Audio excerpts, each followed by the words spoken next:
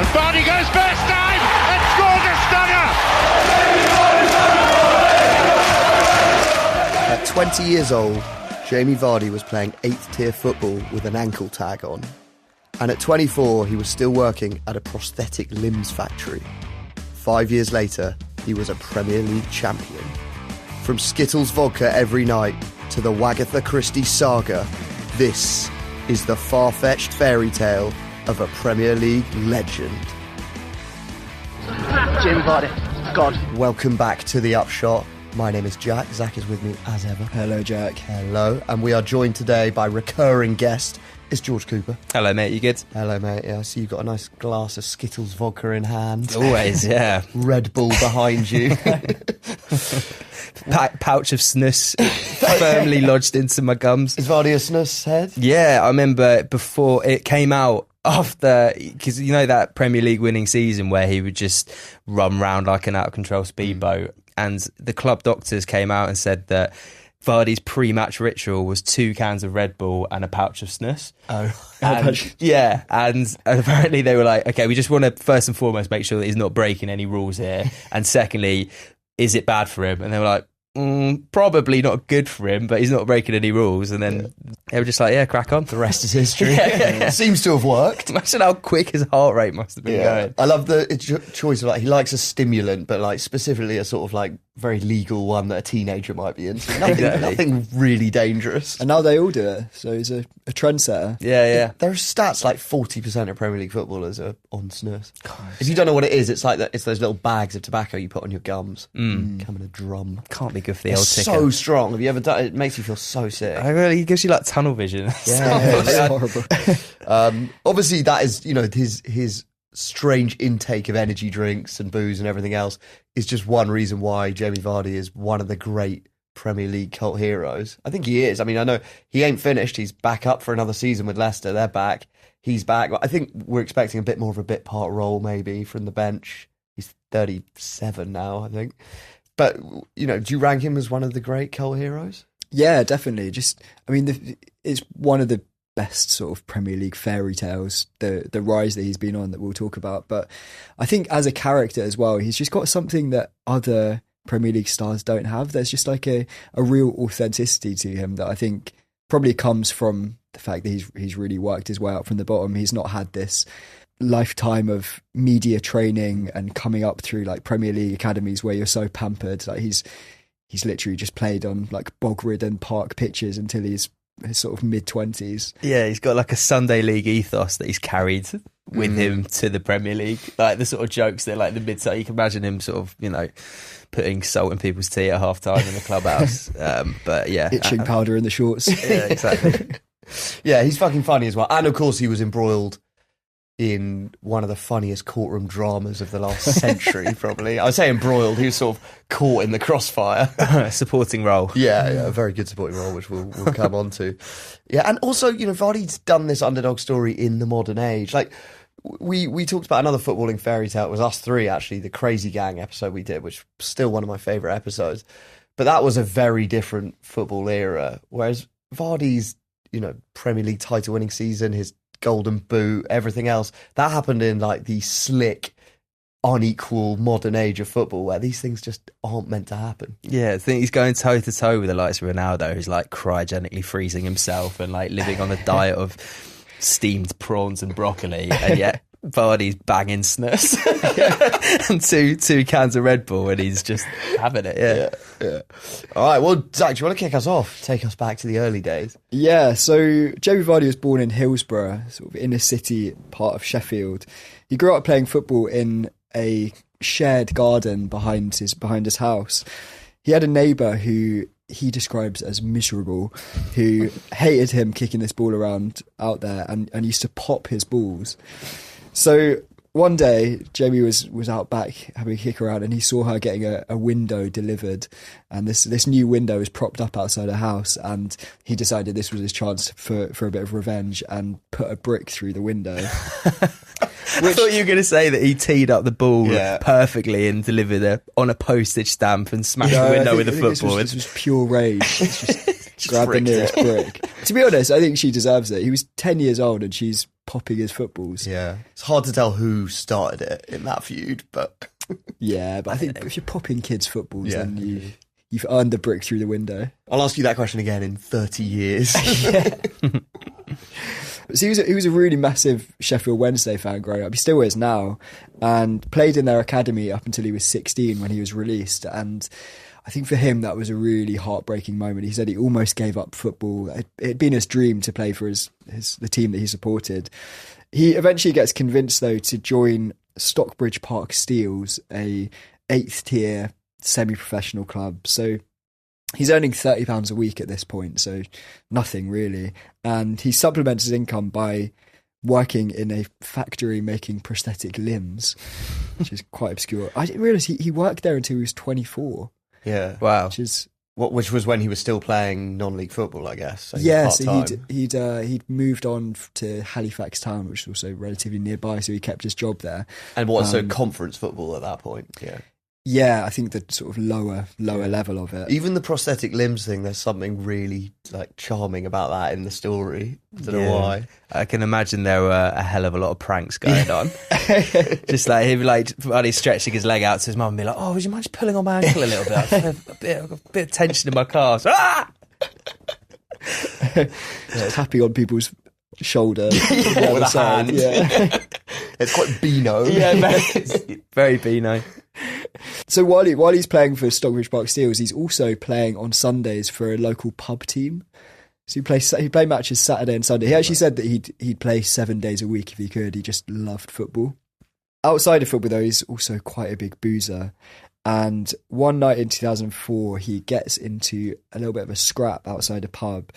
So Vardy's side of the story, which I have no reason not to believe, he says that there were some guys in the pub who started picking on his mate who was born almost deaf and had to wear these big hearing aids. And they basically started taking the piss out of him for that. And a fight kicks off. So Jamie says that one of these blokes tried to bite his friend's nose off. Was it a prosthetic nose from a joke shop?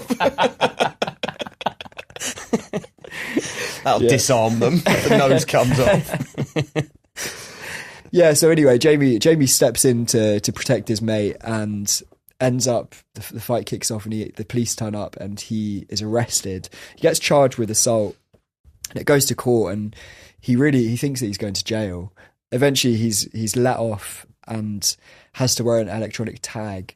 So he's got this curfew. He has to be at home by 7 p.m. every night, which is slightly inconvenient for his football career. So it meant that during some away games for Stockbridge Park Steels, he'd have to be subbed off after an hour so that he could get home in time for his curfew. It's like sprinting for the bus. Yeah. No, his parents would wait outside in a getaway car, so the manager would know what time he had to be off and would sub him off, and he'd just leg it to the fence, jump over, and his parents would drive him home. Because with tag, I guess even if you're 5 minutes late, like they just know, right? No one has to check. Yeah, exactly.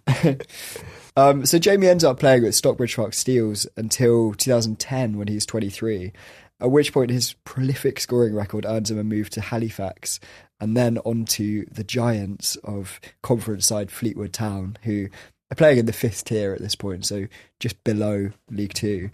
He only spends a season at Fleetwood, but he gets quite a reputation for pranks while he's there. So one time he loses a bet and has to run naked around the training pitch, which is perched right up by the Irish Sea, so absolutely freezing. He also wraps the chef's car in cling film on his birthday, which is a classic of the genre. Good-natured stuff, isn't it? Yeah. On the pitch, though, he's absolutely smashing it. He scores 31 goals in 36 games, which catches the attention of Championship Leicester, who decide to take a punt on him. Yeah, so they pay £1 million for him, which is a non-league transfer record. So having been a complete unknown, he's kind of come from nowhere to like quite a, I don't know if it's totally high profile, but it's quite a big move. You're moving to a club who are challenging for promotion. It's a big fee. And so in 2012, he rocks up there and he is still, despite the transfer fee, a very rough diamond. He's sporting a pretty strange haircut at this point as well. It's cornrows on top. I'm just looking at a picture of it. Cornrows on top and then shaved on the side. Don't see that very often. And I wouldn't have ever imagined Jamie Vardy having that haircut, but he looks like he's just been on holiday in like Marbella. He's got a henna tat as well. Yeah. It reminds me of that amazing photograph of David Beckham when he met Nelson Mandela. And he says the biggest regret of his career was having a cornrow hairstyle for photograph with a humanitarian icon. The one you want framed on your wall and you've got fucking cornrows. It's amazing. That's really good. So yeah, he's like this sort of like wild child, rough diamond, which is going to be an interesting fit because Leicester are managed by none other than Nigel Pearson, who he'd had a career as a no-nonsense centre-back and is now this hard man manager. He's actually quite popular with players if you ever read interviews about him. But you certainly wouldn't fuck with Nigel Pearson, especially if you'd heard the story about him and his holiday in Romania. Have you ever heard this story? This is nuts. And Pearson tells the story himself. So he went on a hiking holiday on his own in the Carpathian Mountains in Transylvania, in Romania. You know, it's sort of a gothic world of misty skies and dark pine tree forests. And he says when he got there, the locals warned him, do not wander into the wilderness. It's home to brown bears and wolves. But, you know, Pearson's, he's not too worried about these warnings. And so he heads off into the hills on his own, just with a rucksack, a couple of ski poles. A silver cross and a stake. He's going to need it, some holy water. Anyway, he stops for a mid-morning picnic. And that is when things turn a bit scary because as he's tucking into his corned beef sandwich or whatever it is, a pack of salivating wild dogs emerge from the woods and they encircle him and start to growl. So he says later, there was 5 of them. One goes for you and the others circle around until one of them can bring you down. What they essentially do is rip the throat out. So he's obviously shitting himself. And Pearson initially tries to just shoo them away with his ski poles. It's not working. If anything, it's making them more angry. And so, panicking, he decides to just throw himself in a patch of brambles and nettles where he plays dead. So he's like stung all over, like brambles sticking into him. He's just lying there trying to like control his breathing. And he plays dead for several minutes, waiting for the dogs to move on. And eventually they do. And he sort of like catches his breath, looks around, and starts making his way back down the hill to safety. But suddenly the pack appear again. So it's like something out of like Planet Earth. This is wild. And this time they're hungrier and angrier than before. And Pearson continues, he says, I backed myself against a tree. I thought, I don't want to get attacked from behind. I was absolutely goosed by this point. And so, you know, I think if it was you or I, that would probably be the end of us and we'd be savage there and then. And maybe in a few years they'd find like a skeleton clutching very tightly to a ski pole. But Nigel Pearson is made of tougher stuff and he comes up with an ingenious plan. He's like backed against this tree and decides to use his walking poles and gouge the dog's eyes out one by one. Oh, He said, once they're blinded, I kick the leader's jaw in and shepherd the rest of them into a bed of stinging nettles. Just like leaves them like writhing in the stinging nettles and then flees down the mountain to safety. I'd like to see him come back into the local pub and tell him what happened, and they're just Nigel, we did tell you, didn't we? There is an element of me that's like, did Nigel Pearson make that story? That's what I thought you were going to say. The only witness is Nigel Pearson and some blind, savage dogs, and maybe like some Romanian peasants who didn't speak English who he spoke to after. Like, I don't know. It's a good story. It's a great story, yeah. You saying that he made up this story to enhance his reputation in the Leicester dressing room? After signing Jamie Vardy from non-league. Yeah, day one, he's like, come into my office, I want to tell you a story. Just want you to know who I am and what I'm about. You know the Carpathian Mountains? You step a toe out of line. Just Vardy looking back at him like quite blankly. Just like, what? Just see him on the Leicester training switch, just swinging around a ski pole. I don't know. I choose to believe it, but you know, unless you know a local farmer in Transylvania, it's going to be hard to verify that one. See any sort of dogs bumping into trees in the Transylvanian forest? It's like the most like gothic horror story that Nigel Pearson could come up with. But I have heard him tell it a few times on like GMTV and stuff. So the Mary Shelley of his generation. Yeah, exactly. Anyway, despite working for one of the gothic horror writers of his generation, Vardy still continues his wild habits. He brings all his sort of like non-league pranks with him, and of course his boozing. So apparently at this stage in his first season, Jamie is boozing every single day. He's turning up to training drunk. Like he said later that part of it was just like he was suddenly earning loads of money and just like enjoying that, a bit lost of what to do, and the only thing he really knew what to do was just like get pissed with his mates. But it does affect his performances, you won't be surprised to hear. And he struggles in that first season. He only scores 4 goals that season. And he also has this recurring dead leg injury that he just can't recover from. And Vardy said later that one day the physio, Dave Rennie, pulled him aside when nobody else was about and just goes like, what are you doing? Like, I can't understand why you're not recovering from this dead leg. And Vardy replied, I'm not doing anything I wouldn't normally do. Then I explained what I'd normally do was drink Skittles vodka. So he explains in his autobiography, he says, I had a 3-litre vodka bottle at home. I would put loads of Skittles sweets in. Where'd you get a 3-litre vodka bottle, by the way? Cash and carry. Anyway, he said, once one batch are fully dissolved, I'd top it up with more. Only the red or purple sweets, because I didn't fancy the orange, green or yellow ones. I must have put a different batch in at least 20 times. After that, you can drink the vodka neat and it just tastes like Skittles. When I was bored at home in the evening, I pour myself a glass, sit back and enjoy. The vodka was decent, but it wasn't doing much for my dead leg, which didn't stop bleeding for ages. And then we go back to the conversation with the physio. He goes, well, that'll be why then, the physio said, looking a little shocked, before going on to explain the science behind it and how the alcohol was damaging the healing process. I love the way that he recounts it as if he's enjoying a fine single malt whiskey. Yeah. Holding it between the fingers. I'd sit back and pour myself a glass. Oh, yes. Yeah, just sniff it for a while. Fine vintage. This one's got a bit more of the red than the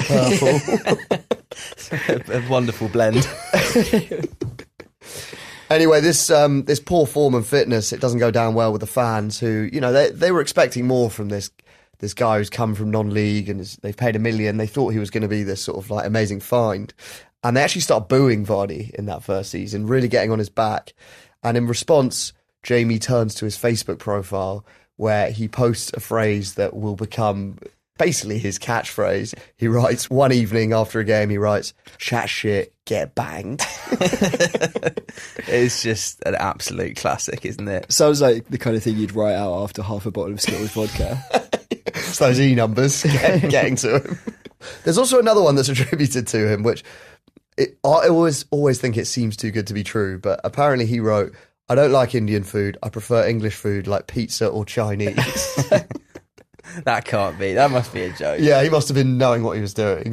It's great. You often see it on like if you Google Jamie Vardy quotes or just footballer quotes, you know, when it's like set against a picture of him, like it's going to be this really inspirational line and then it's just that. Isn't there one for Jason McAteer where he went to a pizza restaurant and they said, do you want it cut into 8 slices or 4? And he went, just 4, I'm not that hungry. I don't know if it was him who said it. Anyway, despite Jamie struggling, Leicester do reach the playoffs that season and they draw Watford in the semi-final. It's a tight first leg, it's a tight second leg, and going into the final minute, the scores are locked 2-2 on aggregate when Vardy's teammate Marco Cassetti charges into the Watford box and with one of the most heinous dives you'll ever see, wins a penalty. It's the final minute. If they score the penalty, they're going to Wembley. But in a moment of pure playoff drama, Watford goalkeeper Manuel Almunia saves the penalty, boots the ball upfield, Watford break, and as the ball runs loose in the box, Troy Deeney bangs in the winner for Watford. It's instant karma. It's a famous moment. Let's watch the clip. Knockout goes on the outside of Matthew Briggs. Well, he's evaded him and he's inside the box. He goes down and the referee gives a penalty. Leicester City have a penalty in added time at the end of stoppage time. Anthony Knockout has the chance to send Leicester City to Wembley. Almunia saves it, and again, Cassetti clears. Unbelievable at Vicarage Road. Almunia keeps Watford in it, and Anya breaks downfield and finds Forestieri. Forestieri right into the area, gets to cross him. Hogg is there, heads it down. Deeney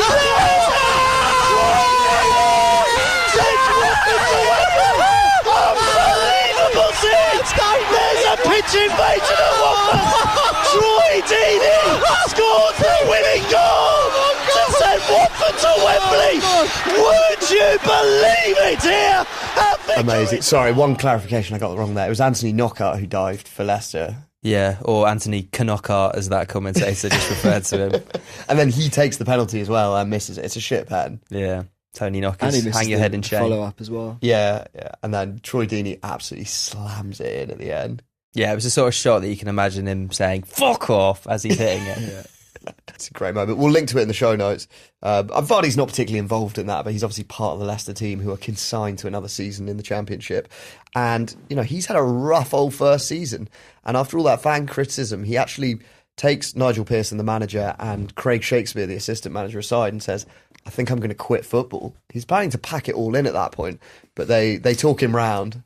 There is another man who also takes credit at this point for turning Vardy's career around, and that is Ayawat Srivathana Prabha, son of Vishai, who owns Leicester. Vishai's obviously a bit of a god to the people of Leicester because he took the club over and was about as good as a football club owner can get, I think, just in terms of vibe and the way he treated the fans and the club. And Ayawat, his son, who's now the chairman, right? I believe so, yeah. He says that he actually got wind of Jamie turning up to training drunk all the time, and he took him aside. He says, I asked, do you wish to end your career like this? Do you want to stay here like this? We'll let your contract run out and then release you. Don't expect a better career path. After this conversation, he simply quit drinking and started working hard in training. Which I'm not sure if he quit drinking entirely. That's what he said. Yeah, later events don't seem to tally up with that, but I think he obviously cut down a lot. Yeah. Like when your leg's bleeding from Skittles vodka. I think it's basically a few different people at Leicester who claim credit for having stopped the boozing, and maybe it was all of them. But it works, because the following season, Jamie Vardy scores 16 and Leicester top the Championship. They're promoted to the Premier League. So having had one really rough season, he's really back to the big time. And he must be thinking at this point, like, fairy tale complete. I'm playing in the top tier. I've been banging in the goals. And there's another missing piece in his life that is filled. Because in 2014, he also meets Rebecca, his girlfriend and future wife. So Becky at this point is a nightclub promoter. And she meets Jamie when he hires her to organise his birthday party.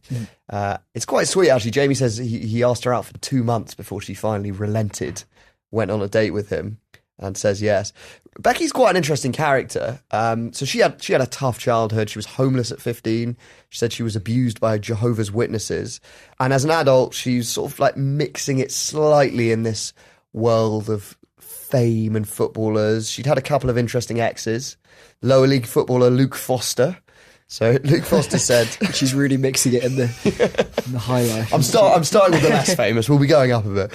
But Luke Foster says that... he said that Becky was basically like extremely strong-willed. He describes her as quite fame-hungry. He doesn't paint the best picture. He says she financially ruined him with her taste for the finer things. She made him take out a big mortgage to get a nice townhouse.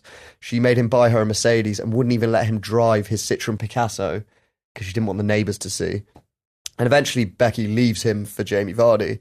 And when she does, Luke said, I was kind of relieved. I thought, thank God she's off my hands. And Luke said, I felt sorry for Jamie because it's all about control with Becky. It's my way or the highway with her. So, not the best portrait, but kind of interesting. Rebecca also had a short affair with none other than Peter Andre, the singer of Mysterious Girl, star of Big Brother, future husband of Katie Price. But this affair was all the way back in 2001. Unfortunately, Becky did then sell her story to the tabloids, and she wasn't too complimentary about Peter. She said, Peter was tiny. The smallest trouser equipment I've ever seen. It was like a miniature chipolata. Oh, poor old Peter. Also, it's like, you could have just said chipolata. You didn't have to say miniature. What does that mean? They're all miniature, aren't Is they? it like a thin cocktail sausage kind of thing? Like a twiglet, I guess is what she means. It wasn't part of a branded partnership with Iceland, was it? She didn't even stop there. She also said he had absolutely no hairs on his body. Again, I can believe that. Yeah, I can believe that. I've seen most of it in Mysterious Girl music video. And she said he slavered like one of my boxer dogs when he kissed me, which is... Dear. What does that mean? It's just a bit sloppy. A lot of tongue. It got brought up again in the during the Wagatha Christie It trial. did, and we're going to come on to how Peter Okay, cool. reacted to that. But there was actually another time, I think when he started dating Katie Price, or maybe a bit later, he was in the news. It got dug up then, and there was a story about it. And this was in the age of social media, and Peter Andre just posted to his Instagram a picture of himself next to a giant sausage with the caption, "Now that's a banger," which fair play to him. Yeah. And we'll come on to that story coming up all over again, because it does pop up. But at this point, back to Jamie. He's back in the Premier League. He's got his glamorous wag, Zach. He certainly has. So, yeah, this glamorous wag, top flight salary at last. It's the rarefied air of the Premier League. And that first season back up for Leicester is pretty eventful. So they're under Nigel Pearson still, and they really struggle. They're battling relegation for most of the season, and the pressure is clearly getting to Nigel Pearson, who, as we know, doesn't take too kindly to personal attacks. And after a 3-1 defeat to Liverpool at home, a video emerges of him telling a fan to fuck off and die. The manager, that is just ridiculous. His own fan as well. It was a when Leicester the fans fan. are already on your back. It's Fuck not the off best and way die.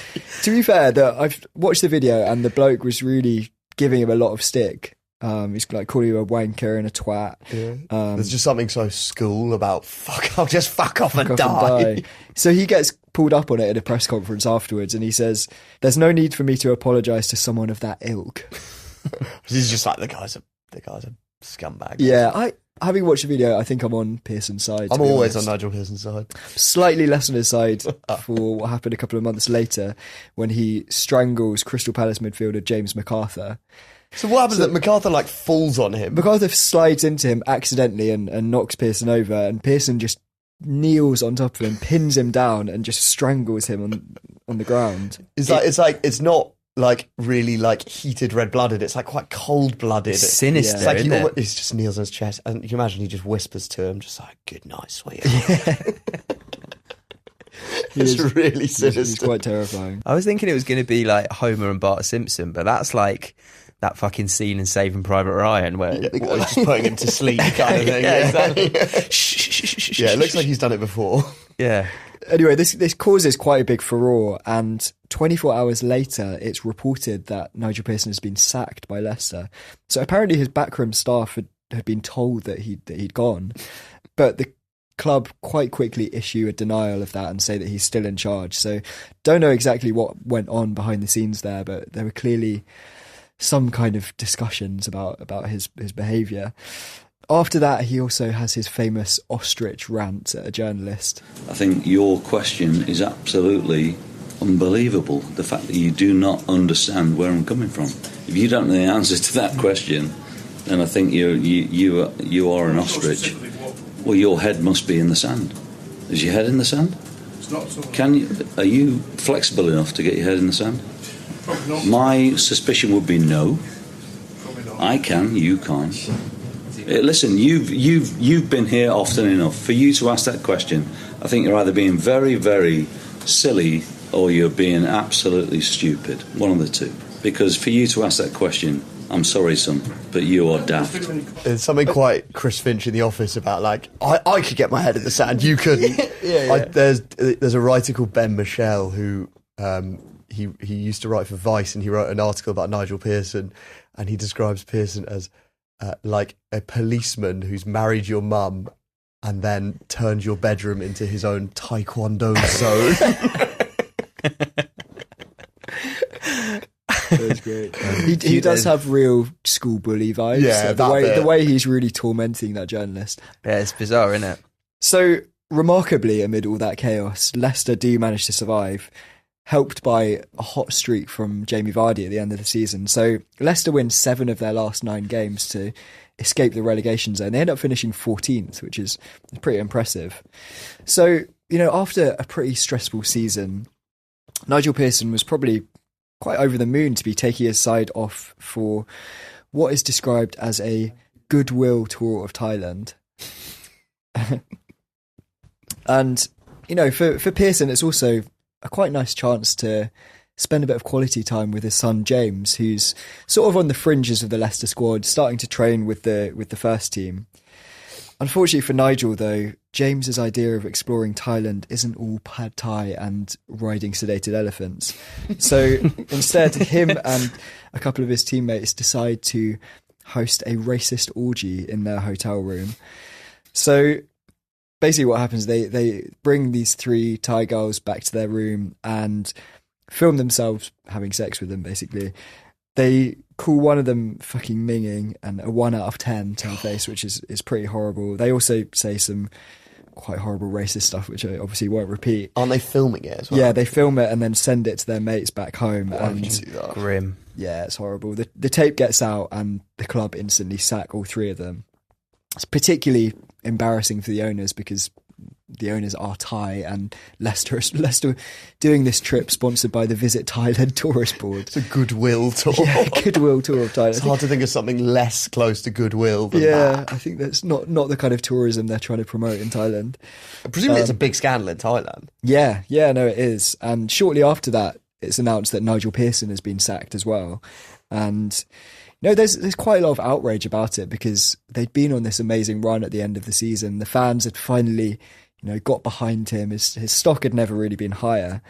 So it's not publicly said, but it's definitely common knowledge that what happened with his son is the reason behind his sacking. Why? Because do you think it's because he defended him, or it's just like... I don't think he even defended him. I think he was behind his sacking. I think it was just that the whole incident damaged the club's reputation so much in Thailand that even having Nigel Pearson in charge sort of tarnished their name, really.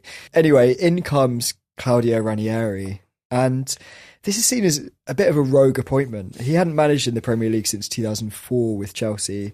His last job as Greece manager had ended when he was sacked after 4 months after losing 1-0 at home to the Faroe Islands. He had done well at Chelsea, hadn't he? The Tinker Man. Yeah, he did well.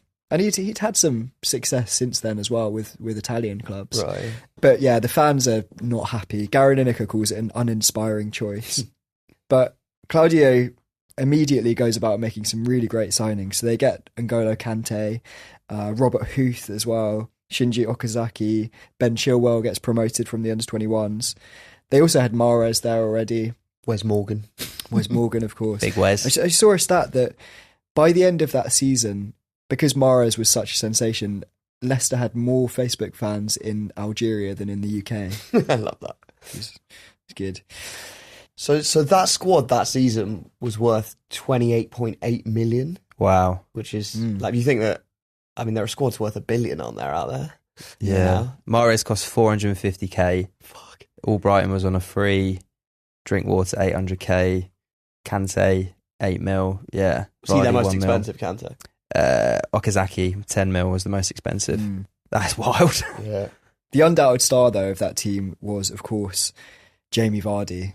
So between August and November, he scores in a record 11 consecutive Premier League games.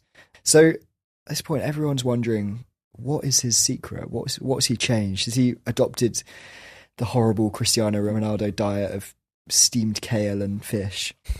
But Vardy reveals that his routine is slightly different. So this is a quote from him. "The night before matches, I fill a small plastic Lucozade bottle to halfway with port and just sip it while watching television. It tastes like Ribena to me and helps me switch off and get to sleep a bit easier the night before a game." So, the bit that I don't understand about that is the transfer into the Lucozade bottle. Yeah, well, I actually know why. It's because he did it once because he didn't have a glass. First game, I think they were playing Southampton early in the season, and he scored, and he said, from then on, I just kept that Lucozade bottle out of superstition. Wow. Yeah. It's like his version of the Lucky Pants. Yeah, although, do you think also he was maybe mixing it with Lucozade? It Hence the Ribena. I mean, yeah. port's quite sweet, but Charlotte Church, her tipple was Cheeky Vimto, which is port and WKD, and it just tastes like Vimto. Okay. So maybe he's getting some Lucozade in there. Memories of Lucozade in that bottle. Yeah, The ghost of Lucozade. a bit of isotonic stuff. Yeah. So then the following day, before the match, he would have, you mentioned it before, 3 cans of Red Bull and a double espresso. So he said he'd have 1 can as soon as he wakes up, which is horrible. Yeah. He'd then eat a ham and cheese omelette with baked beans, washed down with another can of Red Bull. He'd then have another can of Red Bull during the warm-up and a double espresso. And he says, that's what makes me run around like a nut job on a match day. Fucking hell, I don't know if I'd be able to run. Wow, I think I'd have a heart attack if I Yeah. had that much Can't be caffeine. good for the old ticker, can it? Some people can just take more caffeine though, can't they? Clearly he can. Yeah. High threshold. Yeah, well, it works for him because his goals fire Leicester to the top of the table in December, and nobody thinks that they're going to sustain it, but somehow they just keep on winning and winning. And do you know what, Ranieri just wouldn't say like we're challenging for the title for ages, did he? He was just like, I just want us to be safe from relegation, and then obviously that happened really early. Yeah, I think it's probably a good approach, really, just to take the pressure off. He did a good job of that, of just like not making it really high pressure. And he promised them pizza, didn't he, if they won the league? Yeah, they went for a big slap up Italian after each win, didn't they? Oh yeah, every time they win, he said, if you win, you can have pizza. Which, like, he knew his boys. Yeah. Smart. They're also helped, though, by a lot of the other big teams having a pretty bad year. So Man City, Liverpool, Chelsea all have terrible years. Spurs are their closest challengers for most of the year. But somehow Leicester keep up their streak and they win it. It's a fairy tale, really. They were 5,000 to 1 at the start of the season. Did anyone actually back them at 5,000 to 1? There were some people, weren't there? Yeah. I remember there were loads of Leicester fans who put 50 quid on at the start of the season. And I remember listening on the radio. It was genuinely one of those what a time to be alive moments, wasn't it? Like, it will never happen again. And it remains to this day the biggest sporting upset that has ever happened. Which is based on odds. Based on odds, yeah. And there was a guy who was on, was listening to TalkSport, and he said that I think he cashed out. He was on set to win because he got it 5,000 to 1 at 50 quid. So he was set to win $250,000, and he cashed out at about 125 grand because his dad was literally having like cardiovascular like scares, like nearly having heart attacks. He was worried that like just the pressure of it was going to ruin his dad. So it's a pretty good result anyway, right? It's hard to time the market. Yeah. Imagine being like, so how'd you buy this house? And you're like, Leicester, the title win. 50 quid I paid for this house. Unbelievable. So mental. So they end up they seal the title without playing when Spurs draw with Chelsea. So the whole of the Leicester squad, I don't know if you remember, were watching it round at Jamie's house. And apparently word had got out that they were all there. And loads of fans and press were like camped outside trying to peer over the wall of Jamie's house. And obviously they win it. Eden Hazard scores an equaliser in like stoppage time, I think. And the videos from inside Vardy's house are great of them all celebrating. Jamie Vardy's having a party. Yeah, that was where I was living in New York at the time, and people were chanting that in the street. It was like, what the fuck is going on?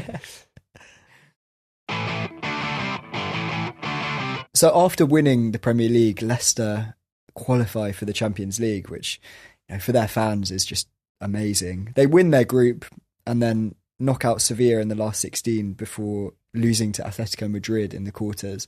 I always felt a bit sorry for them that they never really got a massive team. They never played a Real Madrid, a Barcelona, a Bayern. Still, it was cool. It was cool. It doesn't go quite so well in the league, though. They finished 12th. Ranieri gets sacked mid-season. Because when he's sacked, they're like in the relegation zone, aren't they? Yeah. It's looking real. And everyone's like, you can't fucking sack him after what happened. And they've sold quite a lot of the big names, haven't they? Mahrez is gone. Kante's gone. I think, did Mahrez not stay one more season? Maybe you're right. I think. Because there was a rumour after that first season that Arsenal had offered 25 mil for Vardy, which at the time was a lot. And Leicester accepted, and he turned down the move. Club legends. Yeah. He's definitely had his chances to leave and go to he could have easily done. The following season, obviously, saw the helicopter crash. It was quite a tragic moment. The owner Vishay was killed. I think Vardy was quite affected by this. He called it a horrible, horrible time. Him and Rebecca went and laid a wreath at the site. Because this is a rare instance of a club owner in the modern age who is close with the players and close with the fans. Horrible. Was Brendan Rodgers manager by this point? No, it was Claude Puel. Oh, I forgot about him. By this point, though, Jamie Vardy is a genuine star, really. And wherever he goes, paparazzi seem to just show up. Although all is not what it seems. So there's a story from Pop Bitch, the celebrity gossip newsletter, that said Vardy was always baffled by how these photographers kept finding him, and he was convinced that these paparazzi must be trailing him 24/7. Otherwise, how would they know that he's going to pop up at this BP garage at 2:00? Little did he know, Rebecca was tipping them off. So apparently she used to joke with restaurant staff when they were eating that Jamie had no idea that it was because of her that these photographers were all outside. It's quite weird. It's like, would you want your life partner to feel like they're in the fucking Truman Show? Just laugh about it with random waiters. He doesn't know that I've got people surveilling him.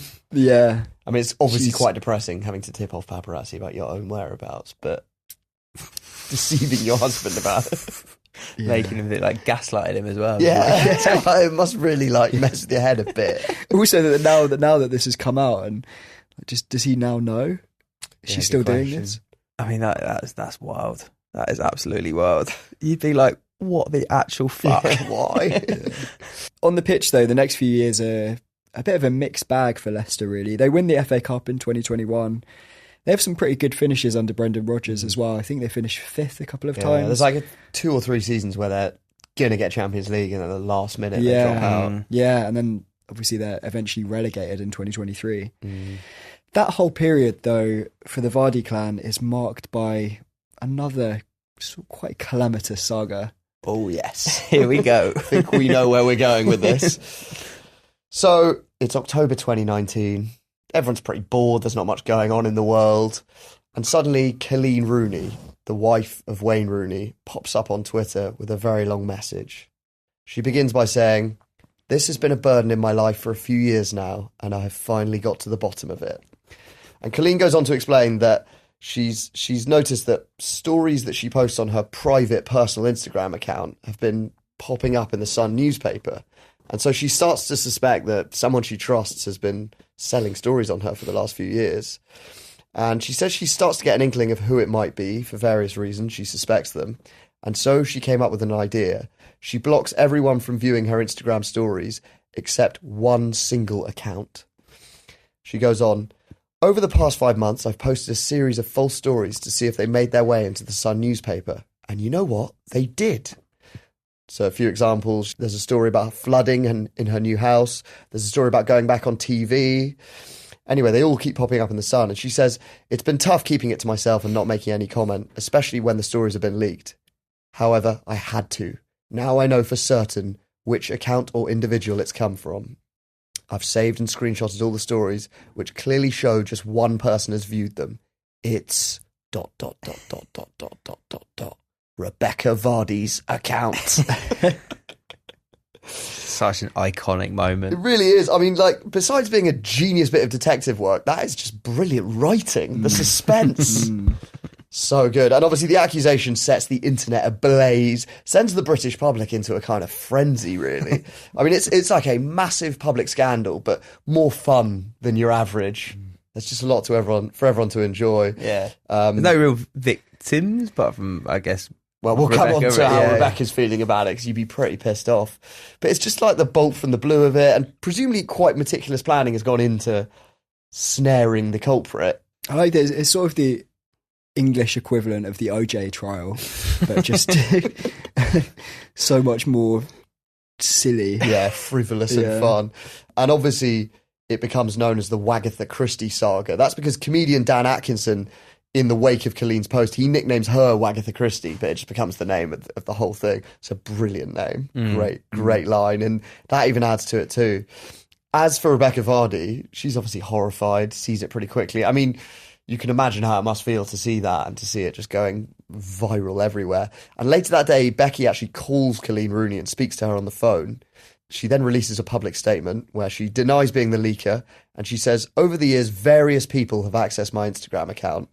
She also says, "I'm not being funny, but I don't need the money. What would I gain from selling stories on you?"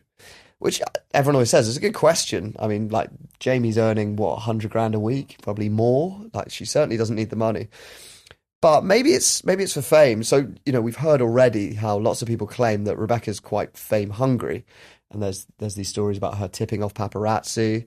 Popbitch have one theory as well. So Becky Vardy's always said to be very close to one journalist in particular at The Sun, a hack called Simon Boyle. He's always had loads of stories about her, even before she was with Jamie. The Chipolata scoop. Yeah, I don't know if his fingerprints were on the Chipolata. That's a good question. Screams Boyle. It's all the hallmarks of a Boyle. Scoop. Yeah, I know Simon's work. So anyway, so the theory that Popbitch suggests is that, you know, back in 2015, there's this scandal involving Jamie Vardy in a casino where he's supposedly racist to a Japanese casino goer. And the story did break, but Popbitch speculate that The Sun had video evidence and further embarrassing details that would have made it much, much worse. But they buried it in exchange for some favours from Becky. So it's possible that she basically owed The Sun some favours, and so she used to supply them with stories. Incidentally, The Sun had a column called The Secret Wag, which included details of players' alleged affairs and drug use. It's pretty juicy stuff. I was flicking through the archive of it. Like, it had some really good stories. It actually stopped publishing a week after Colleen Rooney accused Rebecca Vardy of leaking stories to The Sun, but not before one last post, which was headlined, Colleen Rooney and Rebecca Vardy will never patch it up, and Colleen will come out on top. So you think, okay, if that is Rebecca Vardy with the column, that's surprising. But I'll just give you a paragraph from that column. Becky's had a load of flack, but most of us think Colleen played a blinder. As long as it actually was Becky, otherwise it's a huge own goal. And if Becky's had people she doesn't know about accessing her account, she needs to stop them ASAP. So if you want my theory on what's going on there, I think Rebecca Vardy is the secret wag. But I think they've got that post out just to try and kind of distance her from it. So obviously it has to be supportive of Colleen, but it's also got Vardy's defence out there that it's someone else. Just trying to throw them off the scent. Yeah, I don't think it's that subtle, to be honest. I don't buy it. Yeah. I mean, maybe she didn't write it. Of course, Rebecca is adamant that she's never sold stories, and that will become her defence, that it must be someone else who's accessed her account. And so she decides to gamble and sue Colleen for libel, which clearly is a miscalculation. I mean, if she'd stopped there, first of all, she would have saved a lot of money, but also, like, by taking it to court, you are just, like, lengthening the lifetime of the story. You're throwing fuel onto the fire. Maybe she wants that, though. Maybe it's the long game. Like, What, no such thing as bad press? Yeah, I mean, when you hear the name Rebecca Vardy, you think of the Wagatha Christie trial, right? She's raised her profile so much just by being a part of that. Yeah. Even though she lost a lot of money, it's probably got a deal with Iceland. And What, the only thing whatever worse than else. being talked about is not being talked about? Is it that kind of... Exactly, yeah. It's Oscar Wilde. Yeah, I've always thought that off the back of the Wagatha Christie trial, Rebecca Vardy would be perfect to play like the wicked stepmother at Panto. Could you imagine just everyone be like, boo? She got her sights on that role. That's I what mean, it's all about. if there's any Northampton Panto. if there's any casting directors listening, I really, really hope that this Panto season that comes into. I'm going to try and manifest it. Yeah. We should go to that Panto. We'll go. Yeah, we'll promo it for free. Just make our dream come true. It's all George has got apart from saucy Wimbledon tennis fiction. I think it was still a miscalculation. I mean, even before this thing reaches court, both Colleen and Rebecca have racked up £1 million in legal fees each. So it's expensive, and loser pays the fees, so high stakes. But it does go to court. It takes a couple of years to finally make its way through the courts to the big trial. The court case is nothing short of box office entertainment. So obviously you're getting these daily write-ups. All the big broadsheet papers put their hard-hitting journalists on this story, which it leads to some great coverage. Yeah. The nation was gripped. And there's a really exciting bit of courtroom drama early on when Rooney's lawyers start reading out text messages between Rebecca Vardy and her agent, Caroline Watt. So as part of the case, they get access to Vardy's phone, and she, hasn't done a good job of clearing her messages. And so there's this exchange between her and her former agent, Caroline Watt, where directly after Rooney is posted accusing Rebecca Vardy, Watt sends a WhatsApp message to Vardy with a laughing face emoji saying, "It wasn't someone she trusted, it was me." So basically, claiming responsibility for all this leaking to the Sun, which, in a way could help Rebecca, right? Because it's not her, it's someone else. There's a few other messages between Watt and Vardy where Vardy refers to Rooney as a nasty bitch and a cunt. And she said, "Would love to leak those posts, X," which I'm not exactly sure what she means by that. Also, just Rooney's cousin, Claire Rooney, gets caught in the crossfire because Rebecca refers to her as Wayne's chavvy sister. So, completely caught up She's in it. not coming across well, is she? No. Anyway, so Rooney's lawyers obviously see these messages and say, okay, well, we want to search Caroline Watt's phone because she may have contacted the tabloids. There might be more evidence on there. So they go to her and ask. And Caroline Watt tells them that she accidentally dropped her phone into the sea when it was hit by a wave while she was on a boat trip in the North Sea, and so all its contents have been lost. It's one of the best excuses for not being able to provide evidence in a court case I've ever heard. On a mackerel fishing trip.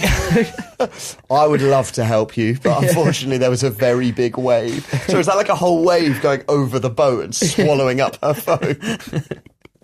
Sort of like an excuse that a child would come up with. Yeah, kind of genius. Possibly perjury.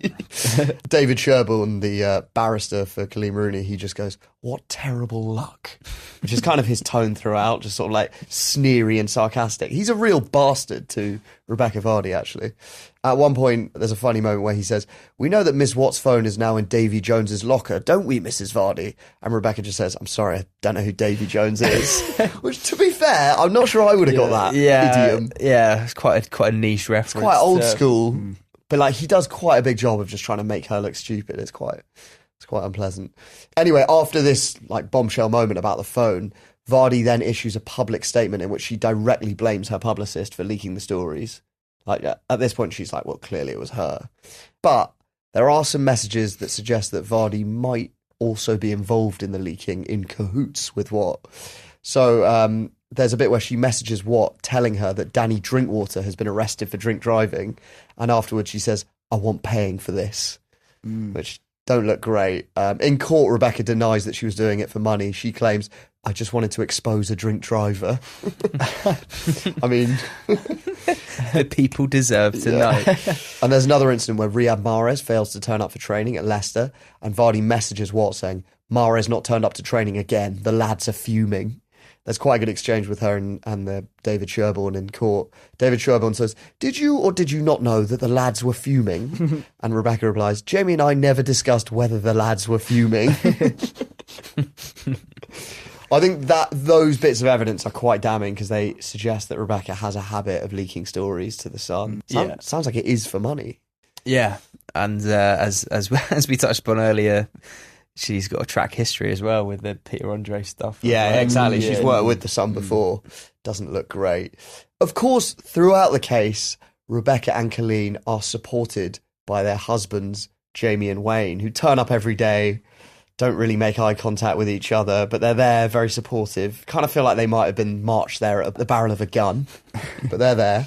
And we've got some lovely sketches of them provided by the courtroom artist, which we'll link to in the show notes. What's happened to his neck? He has no neck at all. Yeah. I actually think they're kind of accurate sketches, though. Do you know what I mean? They're funny, but they kind of capture the vibe of the bloke. Vardy looks like Rumpelstiltskin. Or a sort of Punch and Judy puppet. Very Punch and Judy. Rumpelstiltskin. Rooney actually gets really into the trial, so he says later, "I was there with the barrister and the lawyers, and I was saying to the barrister, 'You need to ask this question.'" So he's actually like quite into it. Didn't he want to become a lawyer after that? He was so inspired by his experience in court. He applied to Nottingham Trent to study law, and then had a change of heart. I think he got like the DC United job and retracted his application, but he was genuinely planning to become a lawyer. You can just imagine him saying to Colleen, like, "I just find it all so fascinating."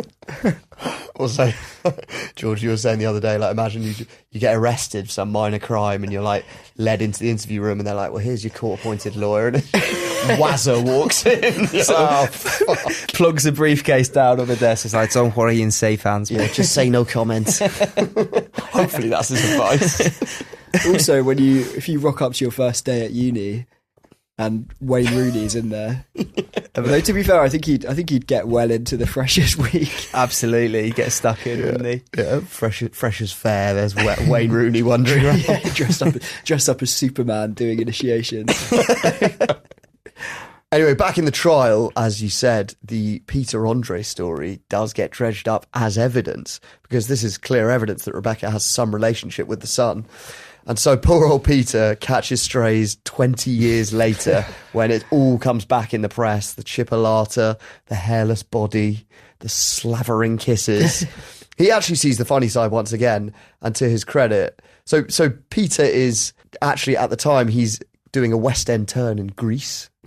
And the evening after the chipolata story's back in the paper, Pete's actually having a press evening with like assorted media and showbiz pals. He's having like an after show soiree for them after he's performed for all of them.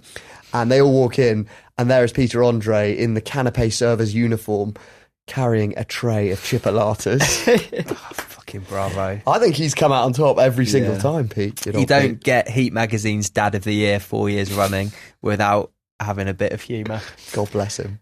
Anyway, back in court, almost 3 years after the first post from Colleen exposing Rebecca, the judge finally delivers his verdict. The nation awaits with bated breath. It's bigger than OJ. Finally, the judge speaks, and he sides with Colleen Rooney. He rejects Rebecca's libel claim, sides with Colleen, and he orders Rebecca to pay 90% of Colleen's £2 million legal fees. Oof. So she's got that bill, 1.8 mil roughly, and she's got to pay her own bill, which is presumably about the same money. You know, they both got similar types of lawyers. So it's a massive fucking bill, even if your husband's a footballer. Yeah, it's got to hurt, isn't it? Although, to be fair to Rebecca, she does spot a business opportunity, and a few months later, she trademarks the term Wagatha Christie, which is a bit fucking rich, because the term was not really about her, but I guess she's involved. Shrewd. You know, when you trademark stuff, you have to do it for specific categories, like specific types of product that you own the copyright for, the trademark for. So, Rebecca trademarks Wagatha Christie for alcoholic energy drinks, household sanitizers, tanning oils, and electrically heated mugs. Quite the range of products she's envisaging. Although more concerning for Colleen, she also holds the trademark for household shears, household knives, household scissors, and electric mincers. So, if I'm not mistaken, she could potentially bring out a product range of electric mincers, meat mincers, under the name Wagatha Christie in some description. Yeah, correct. And if you try and do the same, she will sue you. The knife is actually a genius move, because I can see the marketing campaign of a knife in the back. Yeah. Wagatha Christie I feel knife. like there was a route here that she hasn't fully embraced of going full like Paddy Power advert with it, where it's like a bit like, you know, do the Northampton Panto, do the Rodri Gig style advert and just be like, yeah, the Wagatha thing, and then bring out some funny products. I mean, she's going to need to after paying off those legal fees. But it sounds like she was kind of considering going that way, and then... Yeah. I wouldn't be surprised, though, because say what you want about Rebecca Vardy, I think that the thing that you can't deny is the fact that she's incredibly ambitious, and I think in some circumstances been fairly like shrewd. Like, she's obviously got like a business mindset. She's, you know, trying to get ahead in life, and I think that boss bitch. I'll be honest, I kind of like her. I'm warming to her. Yeah, not that I don't like Colleen. I got no beef with Colleen, but there's something I quite like about this whole like heel turn. I'm still Team Colleen. Always been Team Colleen. Do you have to be on one team or the other? I guess you do. Sort of like OJ trial. Slightly lower stakes, although with those electric mincers knocking around. After the trial, they both have their say. Colleen is asked, will you ever forgive Vardy? And she says, I'm a forgive and forget person. I can't be bothered with things going on and on. But obviously this is totally different. It's a very long-winded way of saying no. It's just so good. Rebecca, she takes a slightly different angle. She says, arguing with Colleen is like arguing with a pigeon. You can tell it you're right and it is wrong, but it's still going to shit in your hair. Sort of know what she means. Such a strange She's analogy. just saying Colleen fights dirty kind of thing. Yeah, or calling her like pigeon-brained in a way. I don't think Colleen does fight dirty. I think she's pretty fucking good at it. She takes it through the courts. Yeah. And like even her detective work is flawless. Anyway, back to Vardy's world. Yeah, back to Vardy's world. That's kind of where we're up to, really. He's back in the Premier League with Leicester. How involved was he in their promotion campaign that they've just... I think he was sort of a bit part player last season, but he did score a fair few goals. He got a very important goal where it was such a Jamie Vardy goal as well. He hit the ball so hard that he actually fell over. His like whole body like lifted off the ground. I can't remember who it was against. It was against one of their promotion rivals, but it was a very key sort of like iconic goal in their promotion campaign. Because we haven't talked that much about what type of player is. Like, he basically runs very fast and kicks it very hard, doesn't he? Like, we've spoken about it before in the others, haven't we? That's his style. But it's just the magic of the simplicity of it. He just gets on the defender's shoulder, runs in and kicks it so hard. Run fast, kick hard. Yeah. But yeah, that is football in its essence. Yeah, it is, isn't it? He had some important cameos there. Yeah. There was also a good moment from their promotion party. Did you see the video? he's got his daughter and he puts the mic into her face and gets her to do a game of rock, paper, scissors. Olivia, tell him rock, paper, scissors. Rock, paper, scissors, fuck off! She's a Vardy, all right. Yeah, no DNA test needed. All right, well, I think that's all we got time for. George, thanks a lot. Oh, my pleasure. That was great, and glad to commemorate a legend. An absolute legend. An honour. Zach, thanks a lot. Thank you. Thanks for listening.